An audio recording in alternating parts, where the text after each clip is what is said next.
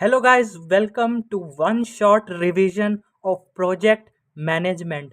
मैंने ये एक सीरीज स्टार्ट करी है जिसमें मैं हर सब्जेक्ट जो मैं चूज़ करूँगा थ्योरेटिकल यूजी कोर्सेज के लिए, उनकी मैं एक वन शॉट वीडियो बनाऊँगा जिसमें सारे आंसर्स वन लाइनर होंगे। क्योंकि जब मैं भी एग्ज़ाम देता हूँ तो मेरे को भी लगता है यार एक वीडियो ऐसी होनी चाहिए कि जिसमें पूरा जितना भी सब्जेक्ट है उसका पूरा अच्छी तरह रिवीजन हो सके।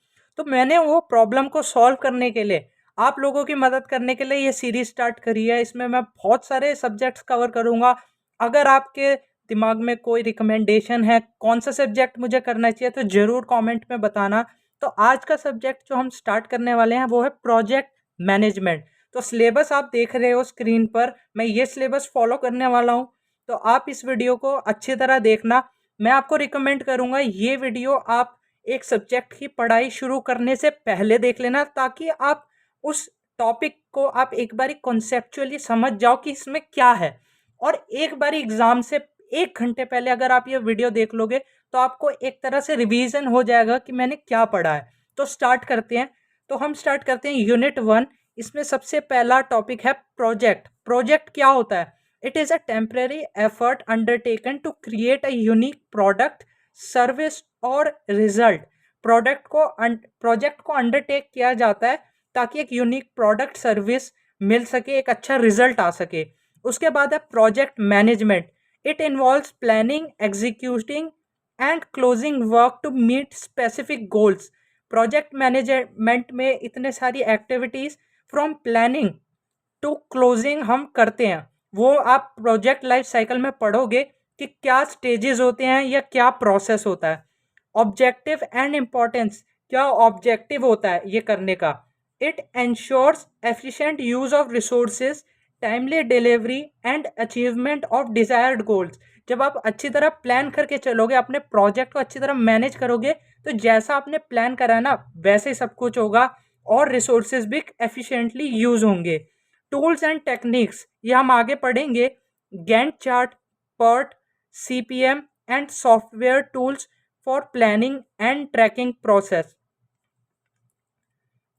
पर्ट होता है project evaluation and review technique, और सीपीएम होता है क्रिटिकल पाथ मेथड। जब मैं इस सब्जेक्ट की डिटेल वीडियो बनाऊंगा तो उसमें मैं अच्छी तरह आपको समझाऊंगा इनका मतलब, क्योंकि ये सिलेबस में भी है। Project team, it consist of individuals with different skill working towards a common goal. सारे लोग अपनी अपनी स्किल्स को कंबाइन करके एक कॉमन गोल की तरफ बढ़ते हैं। Roles and responsibility of project manager, बहुत सारी रिस्पॉन्सिबिलिटी होती है, वही प्रोजेक्ट को लीड करता है। लेकिन कुछ रिस्पॉन्सिबिलिटीज़ यहाँ पे मैंने लिखी हुई है। To manage leads, planning, execution, communication and risk control throughout the project. उसके बाद है डिटर्मिनेंट्स ऑफ प्रोजेक्ट सक्सेस, कि सक्सेस एक प्रोजेक्ट का किस पे डिपेंड करता है।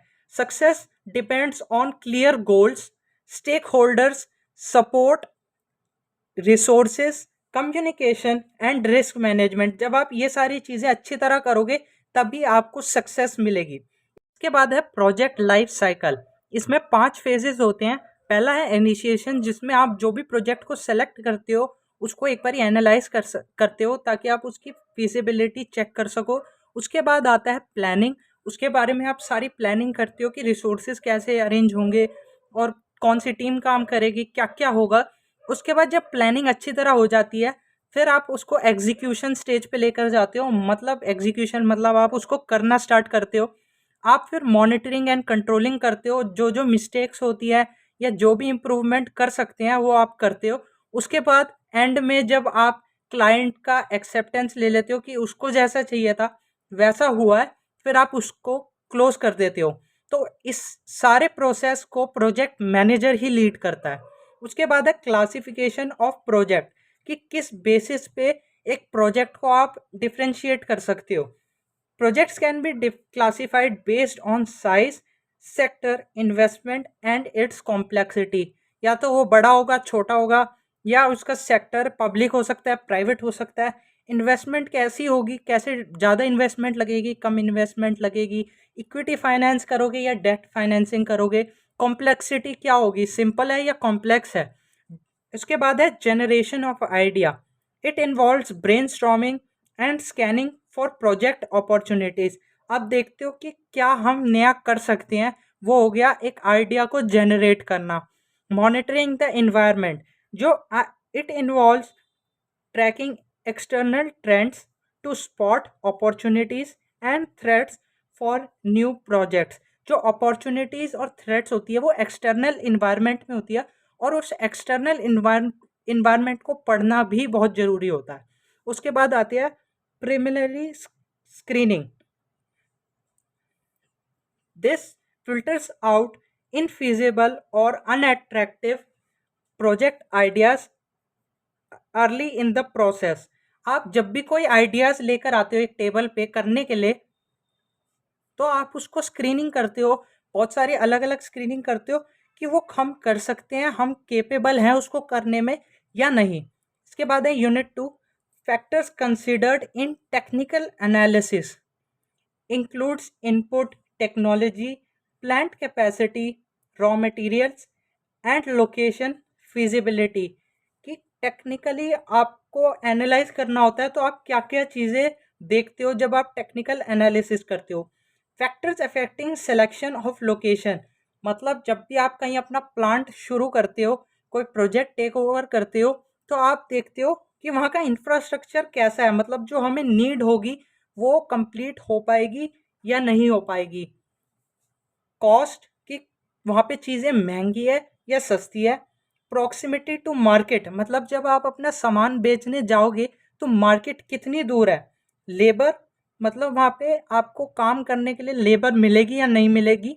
इन्वायरमेंटल लॉस, क्योंकि आजकल ये हो गया है कि आपको सस्टेनेबल और इन्वायरमेंट लॉस को फॉलो करना ज़रूरी हो गया है, तो वो आपको लॉस भी देखने पड़ेंगे, क्योंकि हो सकता है कुछ चीज़ें उस एरिया में अलाउड नहीं हो, जैसे रेजिडेंशियल एरियाज में आप फैक्ट्री नहीं लगा सकते बीच में।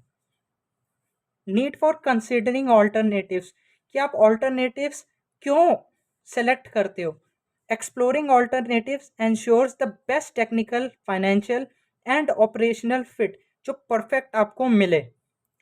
Sources of technology, it can be sourced to research and development, licensing, joint ventures और कंसल्टेंट्स। या तो आप खुद R&D करके बना सकते हो या अपने किसी चीज़ को लाइसेंस करके उसको ला सकते हो।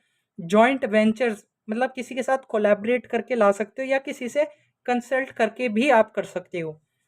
एप्रोप्रिएट टेक्नोलॉजी, ये वर्ड से समझ आ रहा है, जो सबसे सही चीज़ होगी, जो सबसे सूटेबल चीज़ होगी।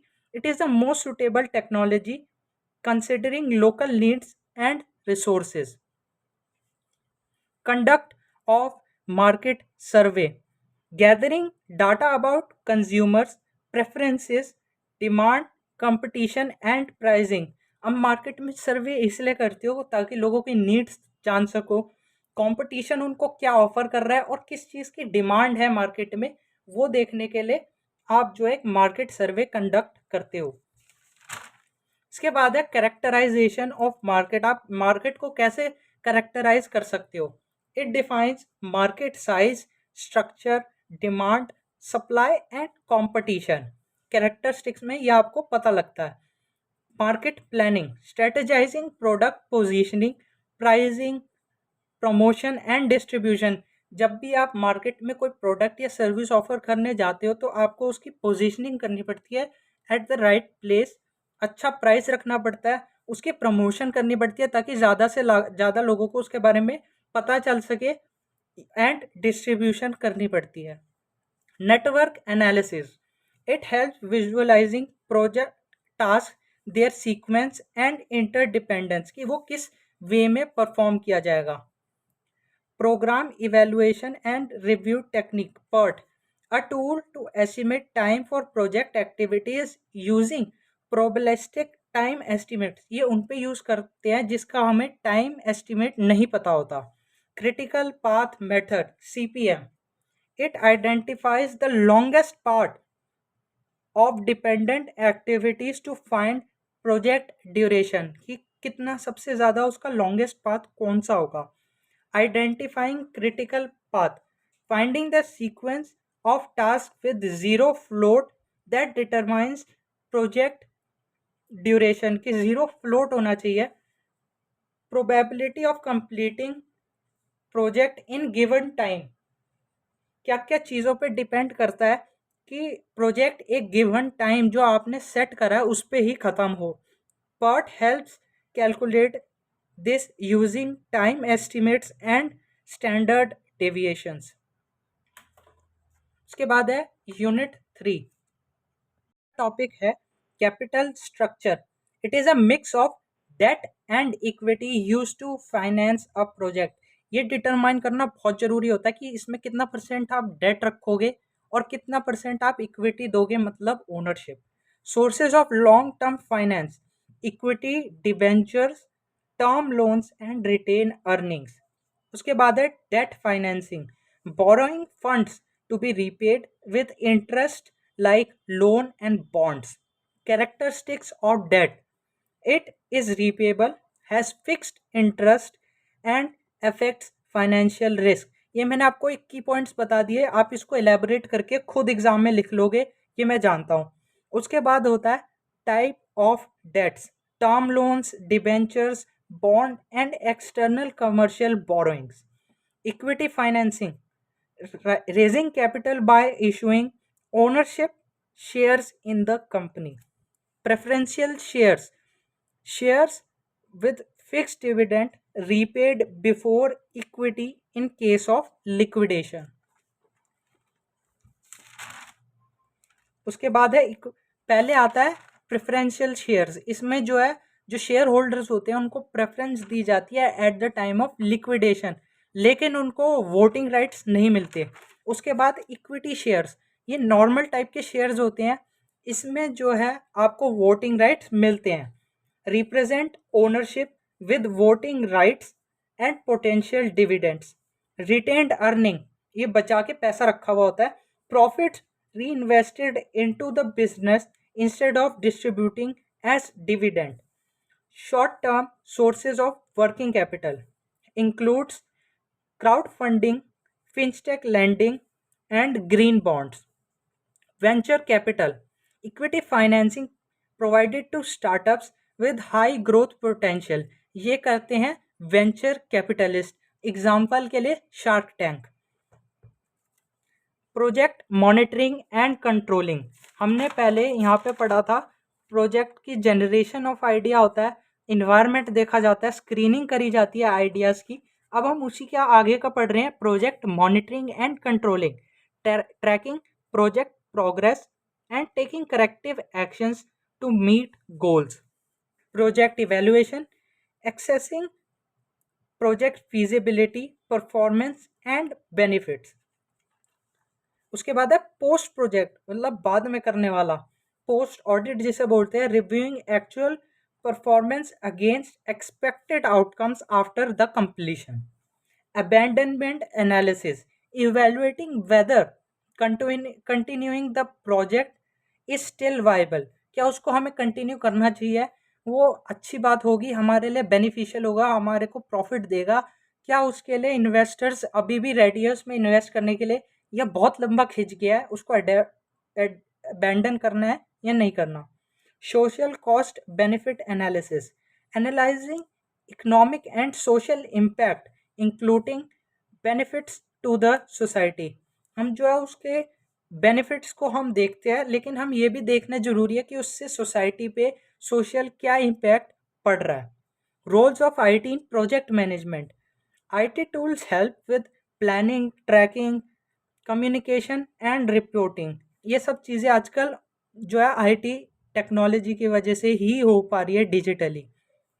Future of project management, it includes agile methods, AI tools, sustainability and remote collaboration. Remote collaboration मतलब जैसे बहुत सारे लोग एक प्रोजेक्ट पे काम कर रहे हैं तो वो रिमोटली अपनी अपनी जगहों से उसको आगे कर सकते हैं, जैसे वीडियो कॉल पे हो गया या थ्रू अ ऐप हो गया। नहीं तो पहले क्या होता था, कोई प्रोजेक्ट पे काम हो रहा है, सबकी एक मीटिंग आती थी, सबको आना पड़ता था और फिर वो आगे डिस्कस करते थे। अब ऑनलाइन हम कर सकते हैं। तो आई होप आपको ये वीडियो अच्छी लगी हो, आपको एग्ज़ाम के टाइम इससे हेल्प मिल जाएगी। अगर आप ये एग्ज़ाम से पहले देख रहे हो तो जब एग्ज़ाम दे के आओगे तो ज़रूर बताना आप एग्ज़ाम आपका कैसा गया। मैं आपको मिलता हूँ नेक्स्ट वीडियो में, और जो भी सजेशंस होंगे आप मेरे को ज़रूर देना। नया चैनल है, मैं आपके रिकमेंडेशन लूँगा और उन प्रॉब्लम्स को सॉल्व करने की पूरी कोशिश करूँगा। Thank you for watching. Like, share and subscribe. Bye.